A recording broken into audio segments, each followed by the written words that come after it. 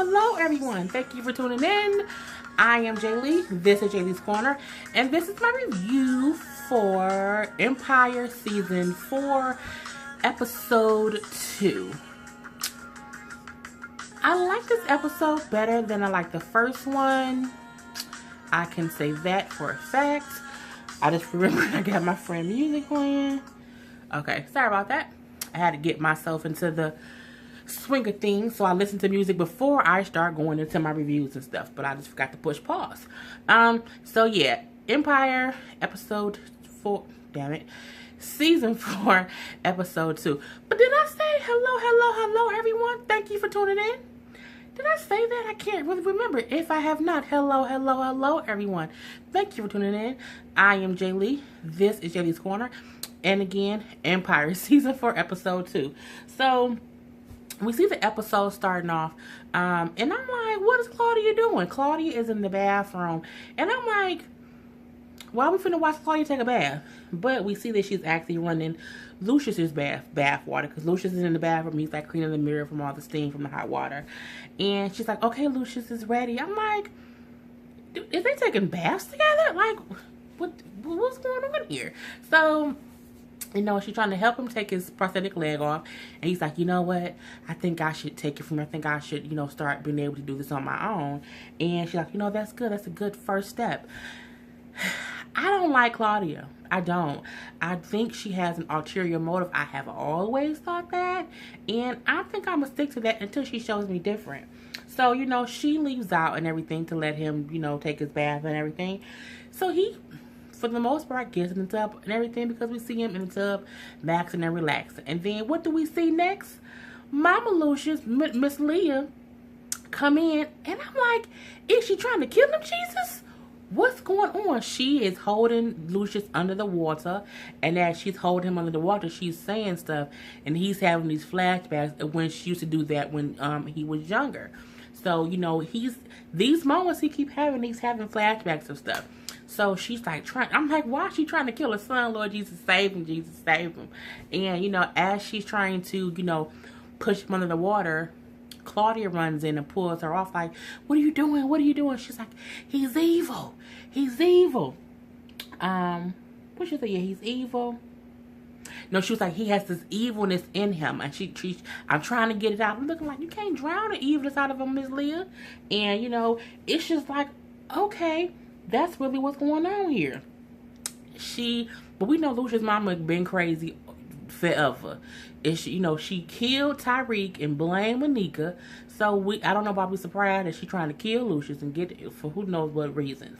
But yeah, you know, so she's able to pull him out and call him Dwight. And Lucious is like, and he's coming up out of the water because his mama just tried to drown his ass. So the next scene that we see, you know, Claudia sitting in this, I don't know if it's the living room or whatever room it is in that mansion. And I'm like, why is she just so leisurely chilling around the house like she, you know, I mean, she really chilling. Like, really? Claudia? So we hear the door open and she's like, what's going on? Hello? What's going on? What are y'all doing? And we see people moving stuff in, moving clothes and stuff in. I'm like, them look like Cookie's clothes. So who walks in? Cookie comes in like, yep, I'm here. And Claudia's like, what are you doing? She's like, I'm doing what I should have did. My thing is, I don't know why any of the family has left Lucious in her care. I just don't feel like a person can get their memory back being alienated from their family. That's just not how I think it's going to work. So I'm happy Cookie is moving her ass in. I think she should have been done that. And, you know, she's like, I have to prepare him. She was like, no. You know, I need you to fix my man quick, fast, and her. Because if you don't, you out of here. You should have been did that, Cookie. Why didn't you do that before? Okay? So she's like, you know, we need to get him back to who he used to be. And, you know, I'm here now. I'm going to be helping take care of him. And that's just what it's going to be. You know, I'm here to supervise. I'm like, you should have been supervising from day one.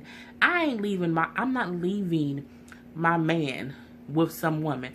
I don't care if you're a doctor or not. I need to be there to see the progress. I feel like how can you help him remember anything? You don't know him. Okay? That's just my thing. So, what else do we see? there's a little small scene. We see Andre at the bar. You know, he was meeting with one of the lawyers and everything. And then he orders a drink because the lawyer's gone. And so we see a woman walk up, and I'm like, Missy? Now, I watch Survivor's Remorse that comes on Stars, and that's Missy from Survivor's Remorse. I think she was also in that movie. Was it called Chirac? I think she was in that movie as well. But she's an actress. So she's on it. So I'm like, okay, hey, Missy. I'm called Missy until I can remember her real name. So, you know, she walks up besides Andre, and he look over, and she look over, and then they looking at each other. And he like, you know, you want a drink? You buying me a drink? Yep, I'm buying you a drink. What you want to drink? And it's that whole little flirty thing. And then, you know, the next thing we know, her and Andre up in the bathroom, kissing and all over the bathroom. I don't know what's up with people want to have sex in bathrooms. That's just not what I think is hot in these streets. People out here giving out herpes, and you in a bathroom just sleeping with strangers. You know, but who shall know? So they kissing and hugging all over the bathroom. And then the next thing you know, Andre got Missy bent over the sink. And I'm looking around, you can't really just bend her over the sink. Like, where's the condom? Okay? Did anyone put a condom on? Where the condoms? Condoms, please. Like, where the condoms at? Or is that the kind of bathroom where they have like a bathroom attendant and there's already condoms in there? So did y'all get one? We just see you put it on. I'm just trying to figure it out.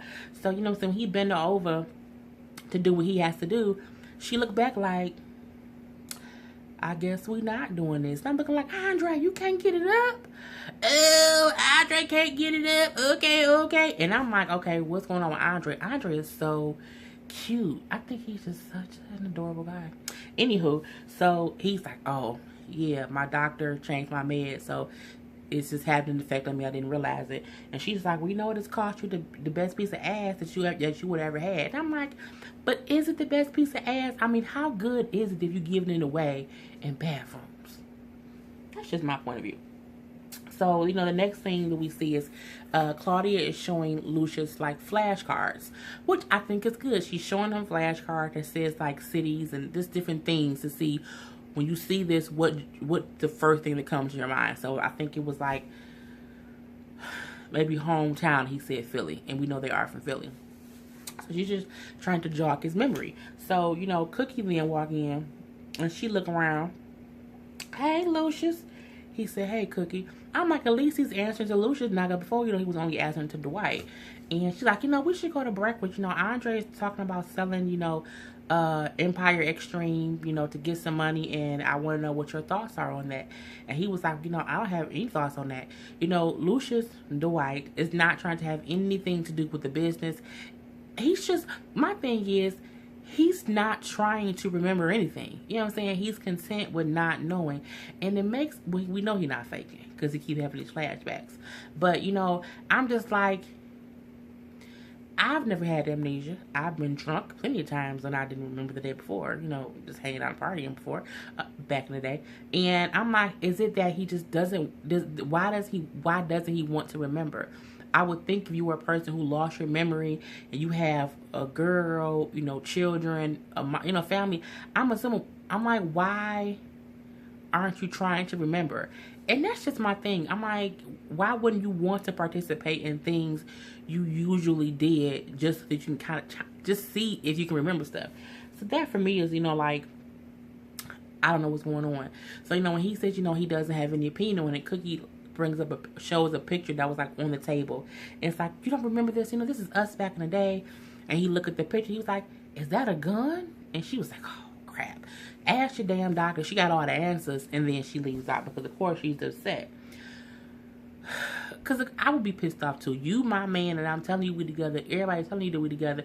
It is all kind of proof that we were together. But you not trying to even fix the situation. But, you know, whatever.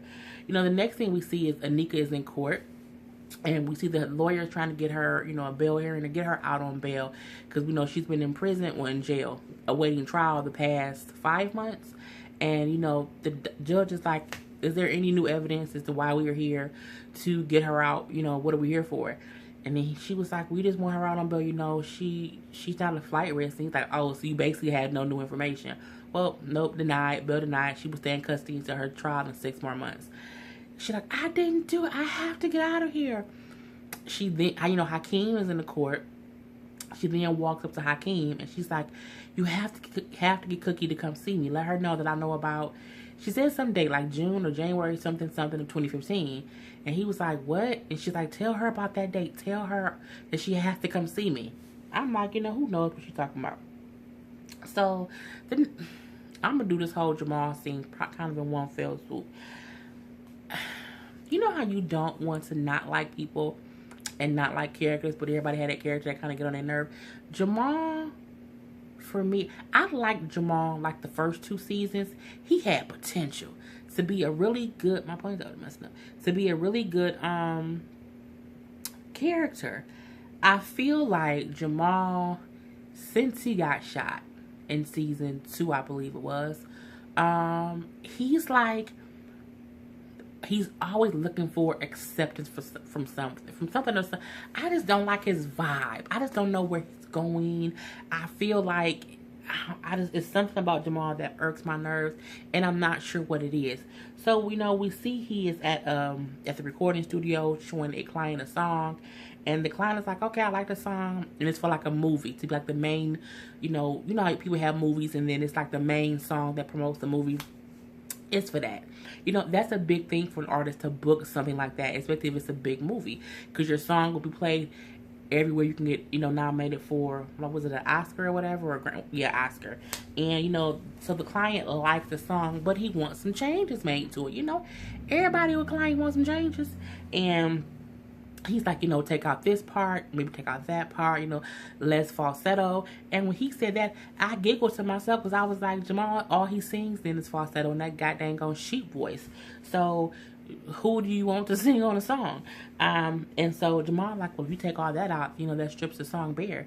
And he was like, well, yeah, but that's what we're looking for. And Jamal kind of isn't with it, but Becky, who's, interim A&R, it's like, we can have that done for you, by the end of today. And the reason Becky did that is because when you are working with a client who's just looking to buy a song from you, if they want to change the song up, your whole point is to sell the song. You will still be the right, you will still get credit. Wait, who else had this plot line? Song. Oh, on Greenleaf, when Charity was trying to sell her song, same goddamn on plot line. The artist made the song, the person wants the song, they want to change the song, and the artist feel funny. Man, look, it ain't your song. You know what I'm saying? It's a song that you're making for someone else to put with something else. And if you're having a song that's supposed to be for a movie, it has to fit the movie. It can't fit you. The movie ain't about you. That ain't about you. So, Becky kind of tells Jamal, like, I thought you would have my back. And she's like, he's the client. We have to do what they want. It's for them. It's not about you. Your song, you're great, but they're looking for something different. Can you do it the way they want it done? And he's like, okay, fine. So it's all cool, said and done.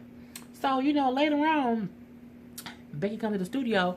Jamal then created a whole different song. Not the song he made, not the song that the client wants, but a whole different third song. And Becky like, what the hell, boy, come here so we can talk about this. So, he comes out of the studio, and she's like, what are you doing? And he's like, oh, we were here vibing, and I just felt something different. I'm pretty sure they'll love it. And she was like, we've already drawn up the contract. The contract's already set. They told us what they wanted, and that's what we were supposed to give them. You did something the complete opposite to what they wanted. And she was like, you can't do things like that. And she even had to check his boo, Mrs. Dubois' fake-ass son who trying to get Jamal to be under his spell. He's like, well, hold on, Becky. And Becky like, look, I ain't even talking to you. This ain't got nothing to do with you. Get your own business. This is between me and him. Because, again, this is work business. And then, Jamal kind of rudely says to her, well, you're on the interim A&R. You need to stay in your place. Hold up. First of all, interim anything does not mean that you are not there to do the job. It just means, yeah, they're looking for somebody to fill the job permanently. But until they do, it's my job. Okay? And I'm like, I felt like when that show, he took advantage of her being his friend. Or not even, you was rude to her because she doing her job. He walks off after telling her, to basically stay in her place because she's not even permanent or whatever. So, the next thing we see with this little storyline is Becky is in the room, the client is in the room, and I see Tori, who was Demi Moore's daughter, Rumor Willis, and her legs up on the table. I'm looking like, why Tori in there talking to the man? And the song, a little catchy little song is playing. And then we see Jamal and his boo walk up. I'm like, why your boo always with you, Jamal? He ain't got no job. Anywho, he walked in, and the client was like, oh, that was a great idea to take, you know, the music part and have Tori do the vocals. And Tori like, thank you so much, Jamal. Oh, thank you. The client loved the change that Becky made. So when the client leaves out and Tori leaves out, Jamal is like, I can't believe you do this. She's like, look, I know you're mad, but, you know, we had to give the client what the client wanted. That's what they were paying us for. And, you know, I'm just doing my job. And he's like, you know, basically, if you do this again, you won't have a job anyway. Who you talking to, Jamal? Jamal, and I feel like that's why I don't. Jamal be throwing little fits when he don't get his way. He throw fits when he don't get his way. He throw fits when he do get his way. He just be throwing fits all the goddamn time.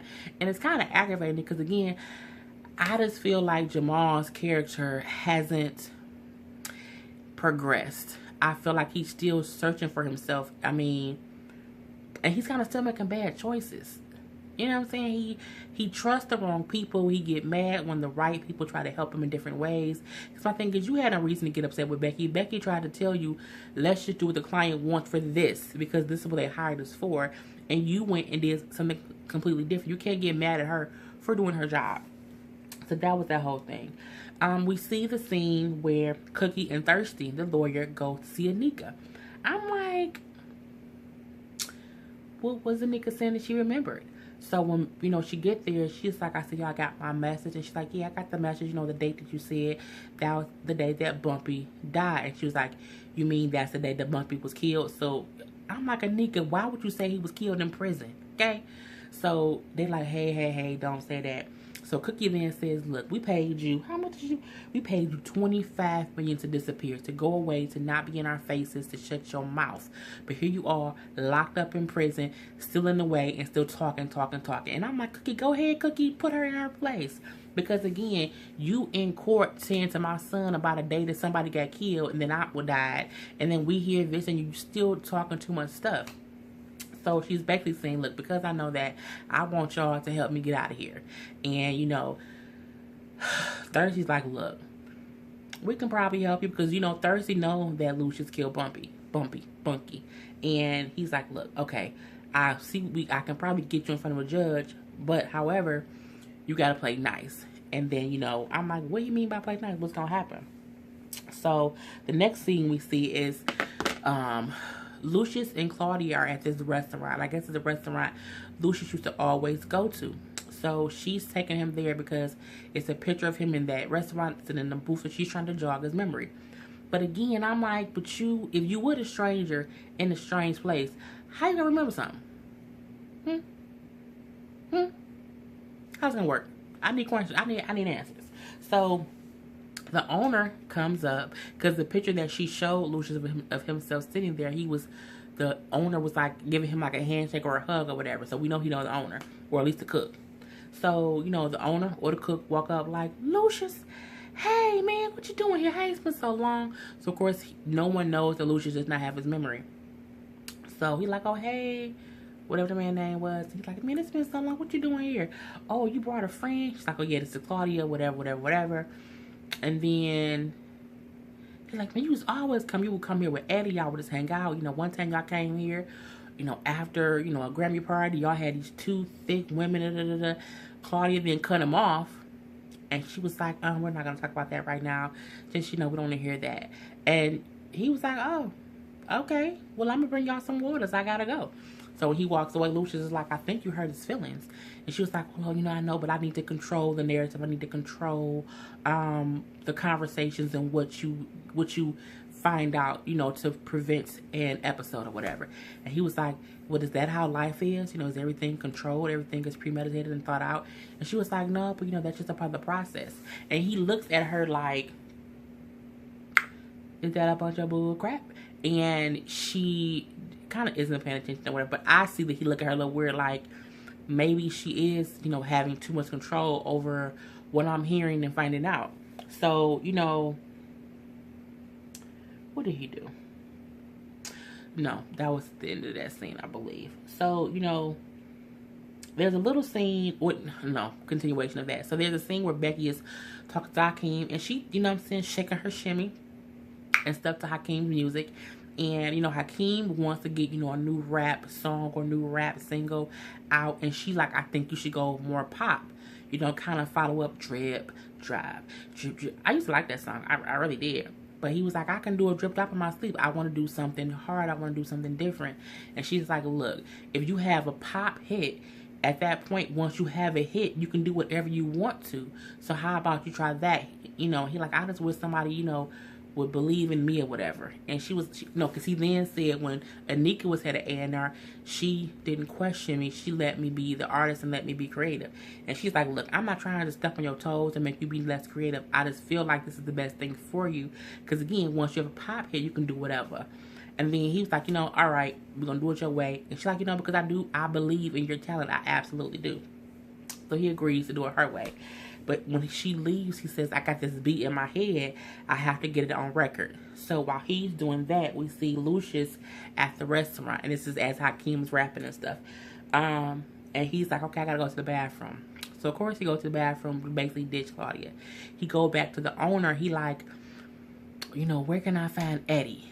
Eddie is the person that the guy was saying when he would come there, that's who he would be hanging out with. And he's like, oh, well, I can't get him on the phone, you know, it's his niece's wedding, so he probably there. You know, the wedding is at a gated location. So Lucious dip out and he leaves, and he did Claudia. So Claudia then realized something's up, and she goes to the bathroom looking for him, and, you know, he ain't answering. And she's like, oh, sir, I need to get to the bathroom. I think something's wrong with Dwight. He like, who? And she's like, Lucious, he's not answering. He was like, oh, he ain't in there. Good old man. She's like, what? She was like, he was like, he left.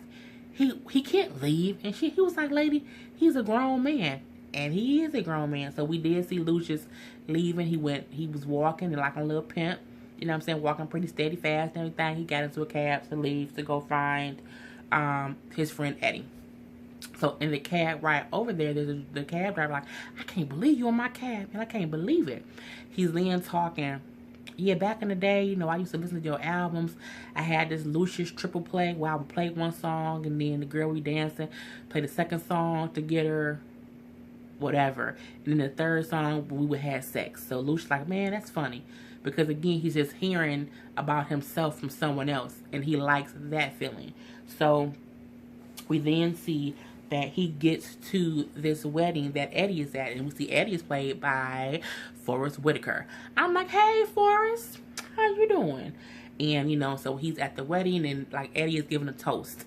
And when he finishes giving his toast, he look up, and he sees Lucious, and Lucious is smiling. So I'm like, okay, at least they're not enemies, because I'm like, he could have been an enemy. We don't know what happened since the last time he saw this man, Eddie.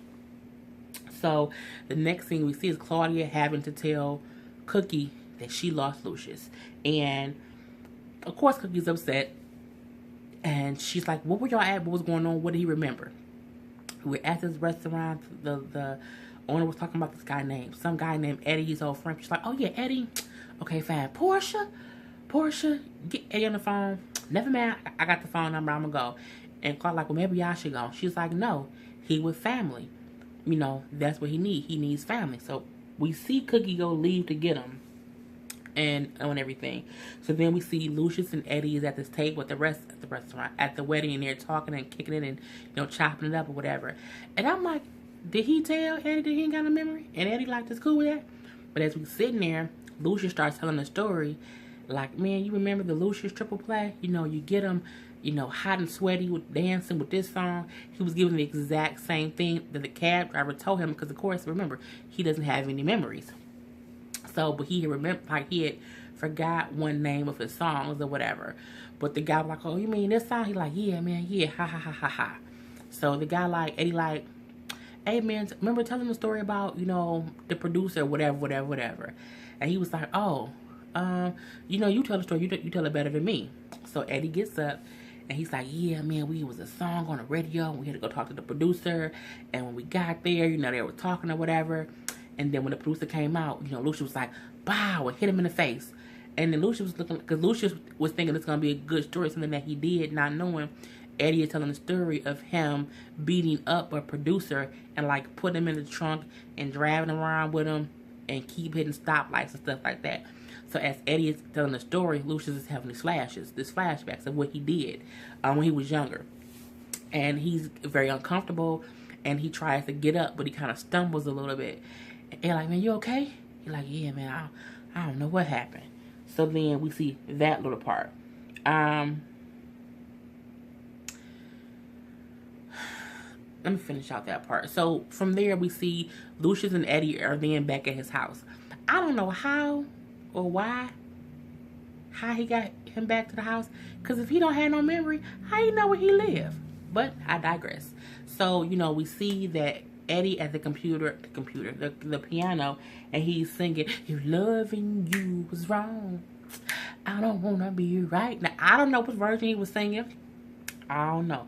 But Lucious was just sitting there listening. You know, Cookie walks in. Cookie sits down next to Eddie, and they kind of singing a little bit together. And she's looking at Lucious because she knows Lucious doesn't know. He doesn't have any memory of any of this stuff of them all being together and hanging out. And so Claudia come in like, Lucious, it's time for dinner. We have dinner by the water or whatever. And, you know, he leaves, and Eddie's like, you know, I'm going to call you next week, man, all right? You know, we're going to keep in touch. Luke's like, okay, all right, Eddie, man, all right. And he walks away. So when he walks away, Eddie says to Cookie, he don't remember me. And she's like, no, you know, Lucious, she just be having it. He was like, no, I know him. He doesn't remember me. Cookie, what's going on? You know, tell me the truth. So she then admits, you know, he has, you know, a traumatic brain injury. He doesn't remember anything. You know, Andre's saying how we're going to have to try to sell pieces of the company to make ends meet. We don't know what we're going to do. And he was like, don't do that. You know, y'all work too hard to do this. He was like, you know, just had these artists make these albums and make some money. Absolutely. That's what you're supposed to do. So, you know, he's like, you know, we've always been in this business. We're going to stay in this business. So that gives Cookie to think of, okay, I can't sell it. So that's one thing. Next, we see Cookie going into her room. And who in her room? Mama Lucious. Mama Lucious is going through her drawers. Cookie like, oh my God, what is you doing in here? And she like, I'm looking for your gun. And she's like, why? And she say, so I can kill that witch who putting that voodoo on my son. She want to kill Claudia. And she's like, don't you come here no more. You know, we can't kill her. Leave it alone. Stop. She then says, I'm going to do her the same way I did Tyreek. And she then basically, she admits that she killed Tyreek to protect Lucious. And that she framed Anika. And Cookie looking like, because again, they thought Anika did it. No one except Lucious, I think Lucious and maybe Thirsty, knew that his mom was the one who killed Tyreek.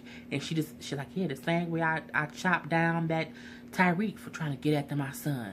Yep, I killed him and blamed that bitch and got her in jail for it right now. And I don't regret it one bit. You gonna submit to murder and plot? Okay, mama. I ain't gonna say nothing. So, there's a scene where we see what's his name? Thirsty. He's talking to the judge about Anika, and he's saying, you know, she was fearing for her life, and that's why she hasn't been talking much, and you know, she should get out of jail. And it's just like, what are you talking about? He then showed the judge pictures of Anika and Tyreek, saying that Tyreek was stalking Anika. Then he played audio of Anika saying, Tyreek, please, no, stop.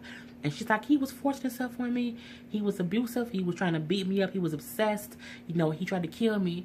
And I had to defend myself. So now she's trying to say the reason she killed him was because he was trying to kill her. And then Thirsty tried to make it seem like if this goes to trial, no one's going to convict her. He was a former agent who was fired from the job for stalking the family. He then stalked her, and she ended up killing him. So she was like, so she's not going to be found guilty. So you might as well, you know, do something different. So, yeah, that was that whole scene. And he was like, so we got to figure something out for her to get her out of here. Is how that particular scene ended. The next scene we see is Cookie, Lucious, Claudia, and some goddamn crazy house people. The people who they finna have Lucious' mama committed. I don't know if it's because probably because she tried to drown him, 2 because she wanted to kill Claudia, and 3 because she admitted to killing Tyreek and framing Anika.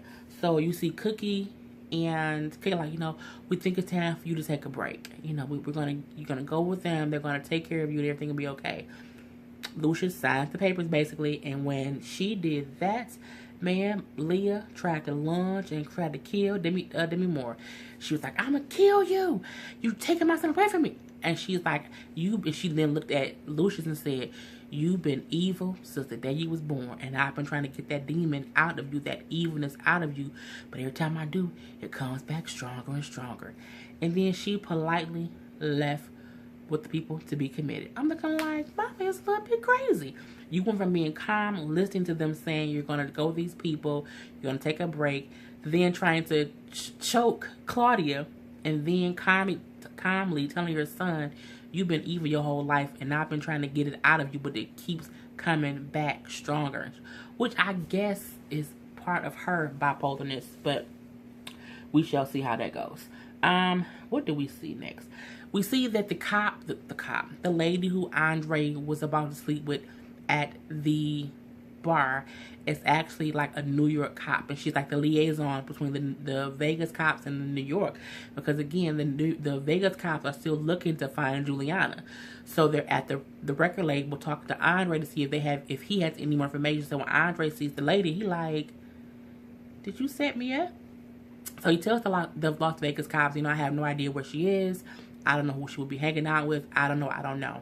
And then he stops Missy, and he's like, "Did you know who I was? Did you set me up?" And she's like, "No, I had no idea who you were. I just found out that I had to interview come here today.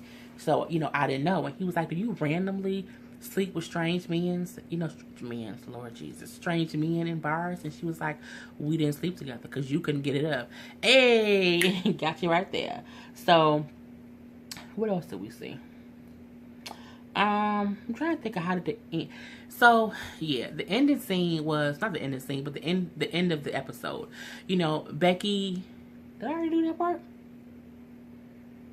No, different, whole different part. So Becky then has to tell Cookie what she did to Jamal. So they're at this press conference, and she's like, I guess you're gonna have to fix what I did with Jamal. She's like, "What happened?" And she's like, the client wanted Jamal to do something specific. Jamal didn't want to do that. He did something completely different. So I replaced him with Tori and, for the client. And then Cookie kind of looked at her and she was like, "Well, how did the client feel?" She was like, "Oh, the client loved it. They threw in an extra $500,000 and they're going to pay for the video." And Cookie was like, "I knew that had to be hard for you because you and Jamal are friends." She's like, "But I'm going to need you to be strong. I'm going to need you to make those kind of decisions because I need strong people around me right now." And she was like, "Portia, call HR and have them take interim off of Becky's name because she's permanent." I'm looking like, hey, okay. She finally got that raise in that position that she's been vying for since season 1. Becky been trying to be A&R since season 1. So yeah, I was happy to see that because I kept thinking early in the episode, like, Becky's still trying to, she went from being Lucious' assistant to just trying to find her place there. And they kept replacing her with other people. So I'm happy that she finally got her a permanent great position. And no one can then tell her that she's entering any goddamn on thing. So, we see after the press conference, Cookie announces, instead of announcing how they're going to sell, Empire Extreme, no, because it's the 20th anniversary of Empire, they're going to make 20 albums within that year. She was like, "Yep, every artist that's been on our label is going to have an album this year, and that's going to be like 20 of 20. I'm like, that's a good PR move. But Andre, on the other hand, is pissed off. "You made a fool of me. You made a fool of me in front of the directors. And made a fool of me in front of the board. They thought this was going to happen. I can't believe you would do this." And she's like, "Boy, calm down. Ain't nobody got time for that." So, he's pissed and he's yelling at her like, "Y'all need me. I be the one that be having to figure stuff out and get the money from wherever, it be me." And she picked up the baseball bat and she was like, "Shut up. You would have never talked to your father like this. This is not how you would do it with him, and I'm not going to stand for this disrespect. You're going to respect me. Now go home and I'll talk to you later." She needed to do that because she has been waiting for Lucious to step up and run the company. And I think she's finally realizing that she's going to have to be the person to do that. So one part of that was saying to Becky, Yes, that's my son. I can't be mad at Becky. Because she could have flipped off on Becky and said, that's my son, don't you do that. She did the business-wise things like that. Was you did what you were supposed to do. And because I see that you are serious about your job, I'm going to promote you with Dre. Dre getting, a little bit big for his britches. You can't talk to your boss like that. And she said, because I am your boss. You going to respect me. Get your ass out of my office. And then, she sits down or whatever. And Portia come in. She's like, what, Portia? But thank you, Portia. Portia like, you look like a queen sitting up there. And she was like, what? She's like, you sitting in that chair, sitting in that throne by yourself like a queen. And she look around and she was like, thanks. And we see that whole thing. We see a scene of Tiana and Hakeem. They're at the house. Tiana holding the baby, their whole little family. And who comes and knocks on the door? It's Anika. So we have that little bit. And it was, they had an ending scene and they just show scene by scene by scene.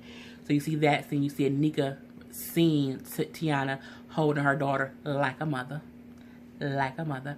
And, you can tell that she kind of doesn't like it.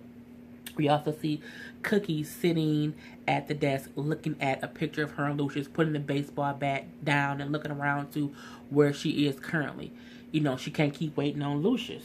And we see Jamal talking to his fake boo. And I'm going to say that's his fake boo because we know that he just applied for Mr. Dubois. Saying, oh yeah, I'm so used to being alone. I just want someone to believe in me and for me to believe in them. And he like, I believe in you, boo. And I believe in this song. And they start singing a song about, being in love and looking for you. I mean, for me, whatever. Because I know this dude is playing Jamal, I can't take any scenes that they have serious. I can't.